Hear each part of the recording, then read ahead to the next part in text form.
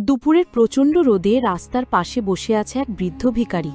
শরীরে ছেঁড়া কাপড়, মুখ শুকিয়ে গেছে তৃষ্ণায়। তখন রাস্তা দিয়ে আসছে এক ধনী মহিলা, পরনে দামি শাড়ি, হাতে সোনার ব্যাগ, মুখে ঠান্ডা কঠিন দৃষ্টি। আপা, একটু পানি দেবেন? আমার পানি তোমার জন্য না, কিনে খাও। আমি টাকা নেই। তাহলে তৃষ্ণায় মরো, তাতে আমার কিছু যায় আসে না। বৃদ্ধ কষ্ট করে দাঁড়িয়ে আবার বলল, একটু খাবার দিন, গতকাল থেকে কিছু খাইনি। আমি আমার কুকুরকেও তোমার মতো মানুষদের থেকে ভালো খাওয়াই। আপনি অন্তত এই ছায়ায় দাঁড়াতে দেবেন?